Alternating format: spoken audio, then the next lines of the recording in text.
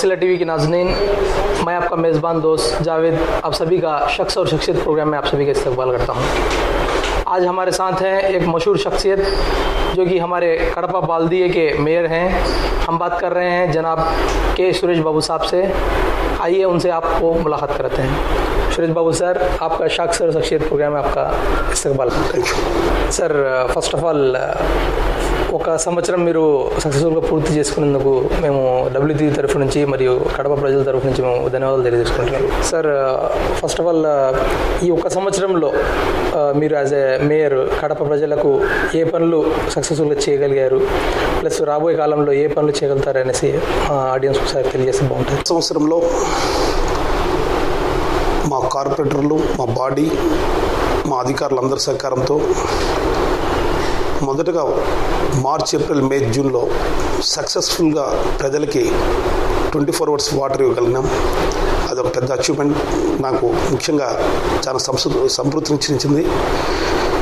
గతంలో March, April, మేలో 15 రోజులకి 20 రోజులకి కొన్ని ఏరియాలో నీళ్ళు ఇచ్చేవాళ్ళం. అలాంటిది మేము ప్రతిరోజు 48 డివిజన్లో కంటిన్యూ డైలీ వాటర్ ఇవ్వగలిగిన దానికి ఎంతో తృప్తినిచ్చినది.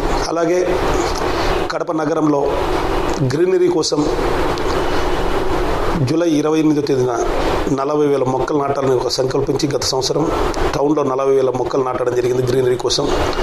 టౌన్లో నగరంలో అన్ని కూడల్ని, సర్కిల్స్ని మంచి పెయింటింగ్ వేసి కడప నగరంలో సుందరీకరణ భాగంలో చేయడం జరిగింది. అలాగే రాజమండ్రి నుంచి గ్రీనరీ కోసం ట్రీస్ తెప్పించి ఇక్కడ కడప నగరంలో నాటడం జరిగింది. అలాగే మహాత్మా గాంధీ సాక్షిగా ఆగస్టు 15 నుంచి కడప నగరంలో ప్లాస్టిక్ నిషేధించడం జరిగింది. మా అధికారుల సహకారం, మా శానిటరీ ఇన్స్పెక్టర్స్, మా హెల్త్ ఆఫీసర్, మా కమిషనర్, మా అందరూ 75% మేము అచీవ్మెంట్ అయినాం ప్లాస్టిక్ నిషేధంలో. ఇంకా 25% ఉంది. ఖచ్చితంగా రాబోయే రోజుల్లో దాన్ని కూడా సాధిస్తాం. ప్రజలు సహకరించాలా, ఇంకా మన నగరంలో ప్లాస్టిక్ పూర్తిగా నిషేధించడానికి సహకరిస్తున్నారు. అలాగే ఈ 1 yearలో కడప నగర ప్రజల కోసం ఎన్నో కార్యక్రమం చేయడం జరిగింది.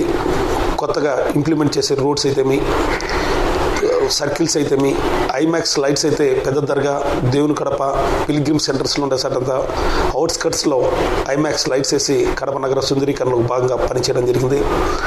అలాగే కడప నగరంలో భారతదేశంలో కాదు, సౌత్ ఇండియాలో కాదు, ఎక్కడ corporation schools, English medium schools లేవు. అలాంటిది మా కడప నగరంలో ఫస్ట్ టైం 21 స్కూల్స్ సెలెక్ట్ చేసి first class English medium school start చేయడం జరిగింది. 570 మంది ఫస్ట్ ఈ ఇయర్ జాయిన్ కావడం జరిగింది. వాళ్ళకందరికీ ఎన్ఆర్ఐ సహకారంతో shoe, socks, belt, tie with quality of dress code ఇచ్చి ఏ విధంగా విద్యార్థులు కార్పొరేట్ సంస్థలో విద్యార్థులు ఎలా ఉంటారో ఆ విధంగా మా కార్పొరేషన్ స్కూల్స్ కూడా తీర్చిదిద్దడం జరిగింది. అలాగే కడప నగర ప్రజల కోసం ఒక స్పోర్ట్స్ సబ్బు చేయబోతున్నాం సెప్టెంబర్లో. దాని ఒకే కాంపౌండ్లోనే 12 గేమ్స్, 12 గేమ్స్ ఒకే కాంపౌండ్లో, swimming, skating, amphitheatre, tennis court, table tennis, chess, archery, judo, shooting అన్ని గేమ్స్ ఒకే కాంపౌండ్లో తెచ్చే ప్రయత్నం చేస్తున్నాం. అది కూడా త్వరలో సెప్టెంబర్లో రివోప్ చేస్తున్నాం. కడప ప్రజల కోసం ఇవన్నీ 1 yearలో మేము సాధించిన గొప్ప విషయాలు. రాబోయే రోజుల్లో కడప నగరంలో ఒక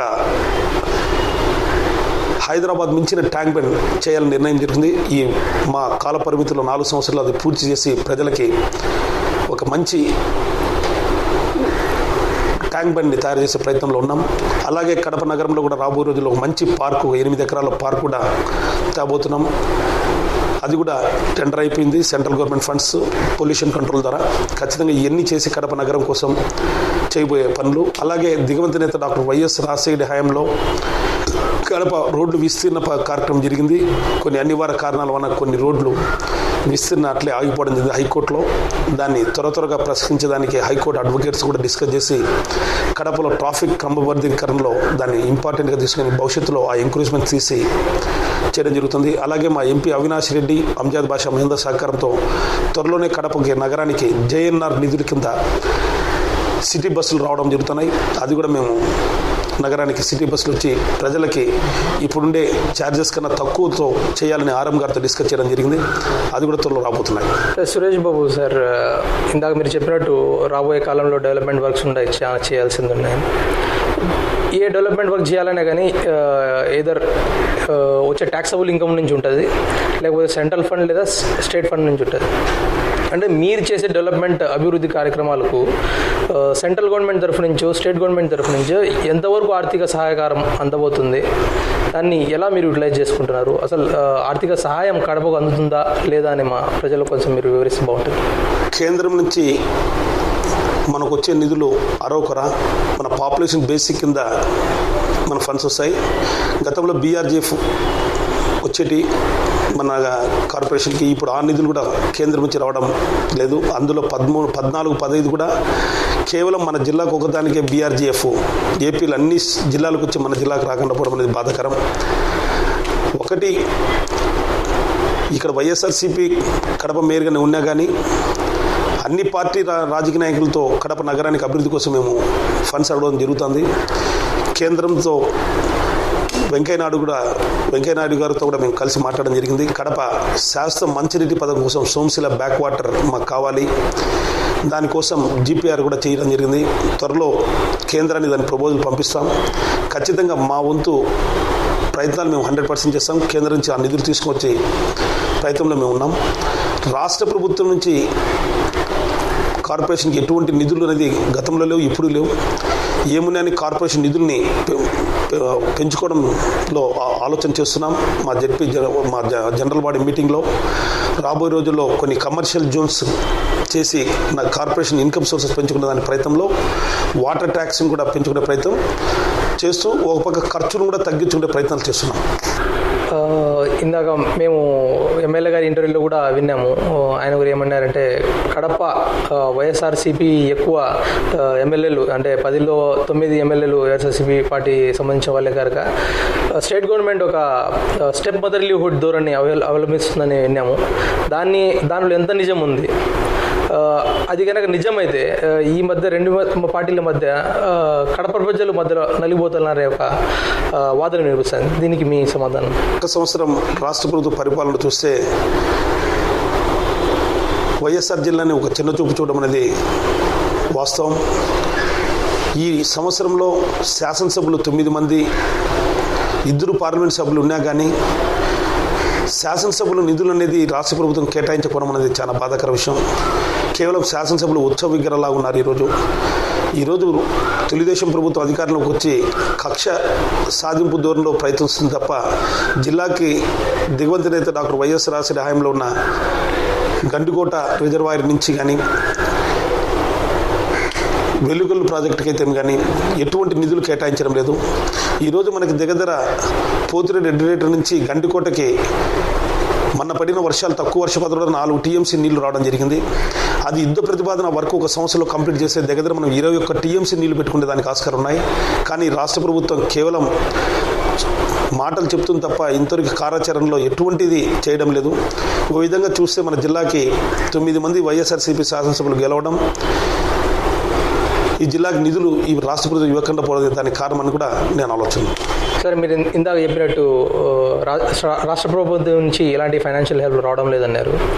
దానికి మీరు స్వతహాగా కడప ప్రజల దగ్గర నుంచి కానీ ట్యాక్సబుల్ కమర్షియల్ ట్యాక్స్ ద్వారా అయినా కానీ ఇన్కమ్ని పెంచాలని మీరు భావిస్తున్నారు.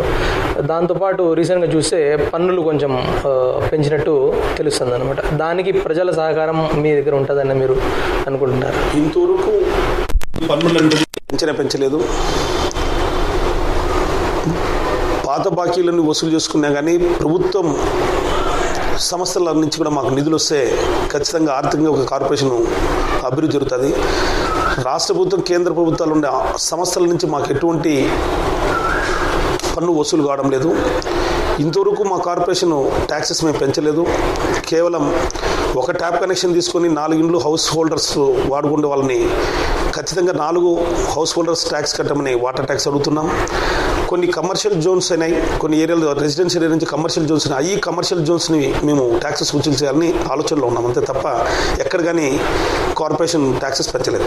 సార్ మేయర్ సార్, ఇందాక మీరు చెప్పినట్టు కడపలో గ్రీనరీ పెంచడానికి ఒక యుద్ధ ప్రతిపాదన మీరు చర్యలు చేపడుతున్నారు. దానికి ప్రజల తరఫు నుంచి కూడా సహకారం ఉంటుంది. అందరూ మిమ్మల్ని